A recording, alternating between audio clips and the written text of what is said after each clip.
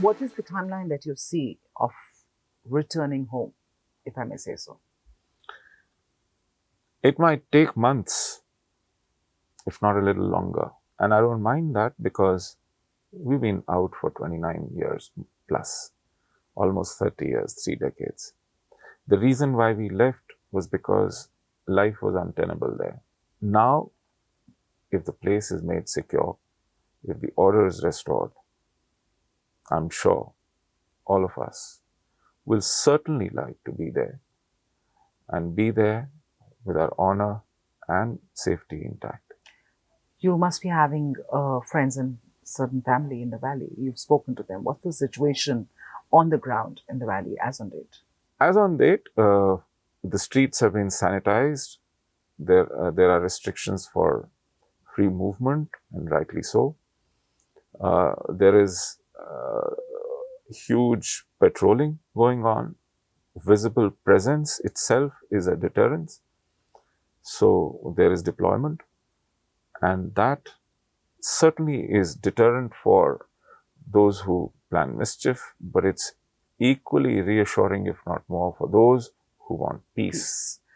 There are many Kashmiris who are settled in Delhi and they're talking about being unable to connect with their families. Many are questioning the manner in this decision was taken by the centre, or rather implemented by the centre. What do you have to say to that? How do you agree with the fact that the implementation of such a decision could have been made differently? I'm afraid not. In fact, hats off to this government. This is, besides what they have done, how they have executed it is the measure of thoroughness, comprehensiveness with which issues are dealt with at this stage.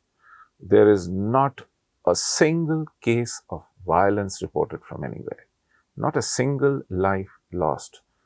Forget lives lost, there's not a scratch on anyone, no arson, no destruction of property.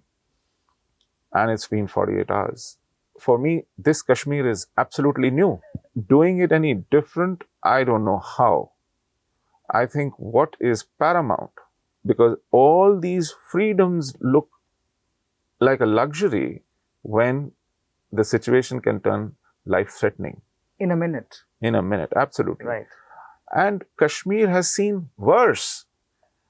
When Hartal calendars are announced, when ambulance carrying patients to hospital are chased and drivers waylaid and patients thrashed just because they dared to step out.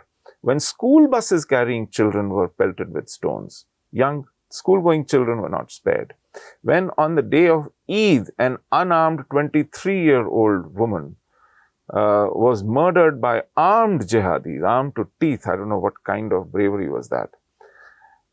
So Kashmir has seen far worse. Kashmir has seen a genocide. And you feel that the manner, there was no other way that such a decision could have been implemented? Absolutely not. All that has happened there is that people have been told to stay put at homes. The politicians in Kashmir, of course, feel differently. They're calling it a betrayal of Kashmir since accession was based on certain amounts of autonomy. What would you like to say to them? I think it's a hoax. I'll give you the timeline. Accession happened on 26th of October 1947. On that day, we didn't have a constitution. There was a constituent assembly which was busy putting together a constitution, and they managed to put it together on 25th of November 1949, right, which is 2 years and a month later. And then that constitution was proclaimed on 26th of January 1950, which means another 2 months later. So 2 years and 3 months later came Article 370. And how did it come? It came to appease Sheikh Mohammed Abdullah. Sheikh Mohammed Abdullah wanted this inserted in our constitution for the sole purpose that Jammu and Kashmir was a Muslim majority state. Didn't they know that they were joining a union which was secular, democratic, republic, constitutionally run for equal rights to all citizens? They knew it very well. Yet they wanted privileges for themselves only and only because they're a Muslim majority state. I am not astounded that Sheikh asked for it. In fact, when he formed his party, he called it Jammu Kashmir Muslim Conference. So there was an overt accent on religious Religion. identity. Right. But how someone like Jawaharlal Nehru conceded it? I mean, at least he had the pretensions of being a Democrat and a secular and a progressive and a no-nonsense, equality, liberty, fraternity kind of politician. But he conceded it, and he conceded more. He conceded a separate constitution. He conceded a separate flag. He even allowed the chief minister to call himself the prime minister. And lo and behold, you could those days cross over to Pakistan without any travel documents, because we were going through an aftermath of partition. Families were torn asunder. They were looking for their near and dear ones. The process of both governments had thought that we mustn't apply the regulation of movement, documentation, passport and visa. But Indian citizens outside the state of Jammu and Kashmir could not enter Jammu and Kashmir without a travel document. They had to take a permit. So such were the concessions sought by the Sheikh and granted by Nehru. I hold Nehru more responsible for this.